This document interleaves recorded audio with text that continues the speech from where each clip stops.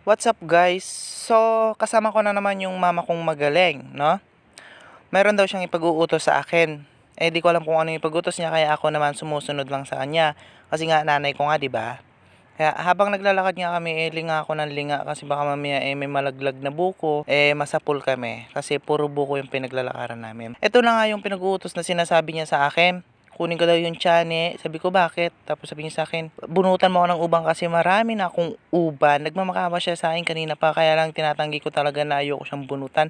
Pero syempre, mabait ako.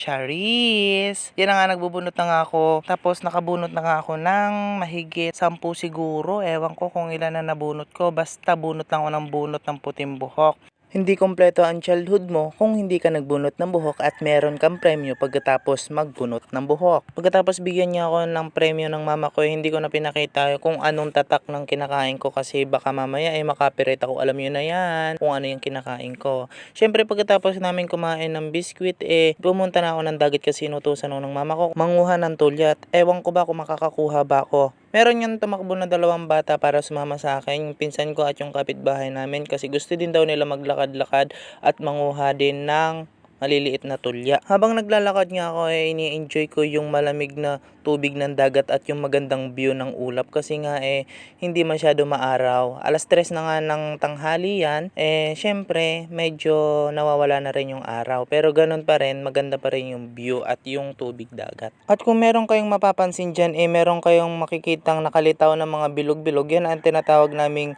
orange buoy. Yan ang ginagamit ng warning kapag nagla-lifeguard. Ako nga ay isang lifeguard noon, pero ngayon hindi na kasi sarado yung beach na aking pinagtatrabaho. Meron nga ako nakikita sa ilalim ng dagat na para siyang bulaklak or ipo-ipo. Pag ginawakan mo or nasundot mo lang, bigla na lang siya nawawala, para siyang magic. Ewan ko ba kung anong pangalan yan, paki-comment na lang sa comment section. Habang naglalakad-lakad nga kami, meron ako napansin na para siya ang katulad ng akin.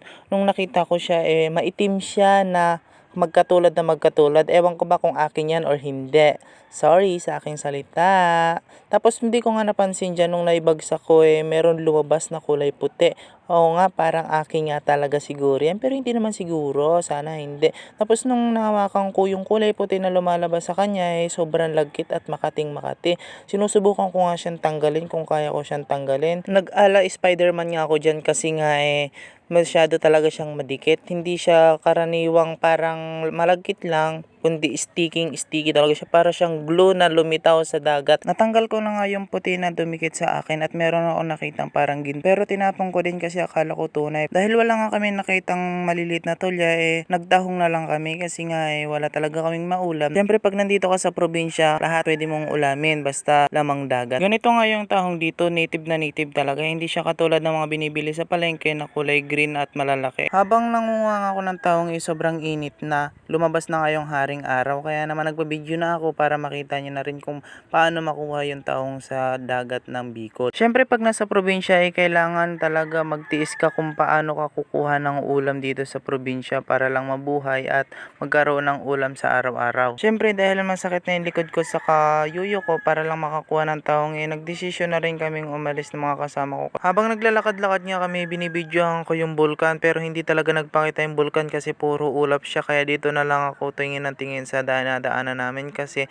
ang ganda-ganda ng mga tumutubo. Malapit na nga kami sa gilid ng dagat, kaya lang hindi pa kami makapunta sa gilid kasi nga malalim yung pinagdadaanan, kaya naghanap muna ako ng pwede madaanan kasi nga meron akong 2 batang kasama. Ako na nga yung unang humakbang para kapag nandun ako sa hinakbangan ko, maalalayan ko yung 2 bata kapag tatawid papunta sa akin hanggang makarating kami sa wala ng tubig. Natatakot na nga yung pinsan ko kasi nga hanggang bewang. Syempre bilang mabait na kuya niya, tatakutin ko muna bago ko siya tulungan, pero syempre naaawa na rin ako kasi baka umiyak at tupakin at itapon yung mga nakuha namin, di sayang din pinaghirapan namin. Dahil konti lang yung nakuha namin, nanigurado na rin akong kumuha ng maliliit na tulya o medyo malaking tulya dito sa tabing dagat kasi meron dito tumitira. Para makakuha ka ng maliliit na tulya, kailangan mo talaga magkaykay na para kang manok dahil kahit isang tuka dito sa probinsya para lang mabuhay. Tagal ng aking pagkakaykay, sa wakas nakakuha na rin ako ng maliliit na tulya. Ganito nga yung sinasabi kong maliliit na tulya. Ganito nga rin yung pinapahanap sa akin ni mama pero dapat mas malaki pa dyan dahil konti lang nakuha ko, sinagaan ko na lang yung ganyang kaliit. Ganyan niya nga rin kaliit yung mga binebenta dun sa mga palengke dito at palengke dyan sa Manila. Dahil hapon na nga, binilisan ko na nga yung pagkuha ng tulya para naman pagdating namin sa bahay, ililinisan ko na lang. Dahil meron niya akong lahi ni Plus dahil dito na ako sa bahay. Charot! Nililinisan ko na nga yung nakuha kong tahong para mamayang hapon mailuto na talaga siya. Hindi nga siya pwede pa bukasan lutuin kasi baka bukas mabaho na. At masayang yung pinaghirapan namin ng mga bata. Sa bahay nga ng lola ko ako naglinis ng tahong at nagluto nito kasi baka mamaya wala din silang ulam at mabigyan ko din sila nitong nakuha namin pinsan ko. Paalala sa mga gustong magbasa akin, pasensya na, hindi kami mayaman. Mas pipiliin kong makita ng mga tao ang aking paghihirap kaysa naman sa magpipiling kang mayaman kahit hindi ka naman tunay na mayaman. Pasensya sa matamaan. Ito na ngayon nakuha namin ng pinsan ko, tulyang puti at tahong na native. Hanggang doon na nga lang yung aking video. Paalam! Peace out!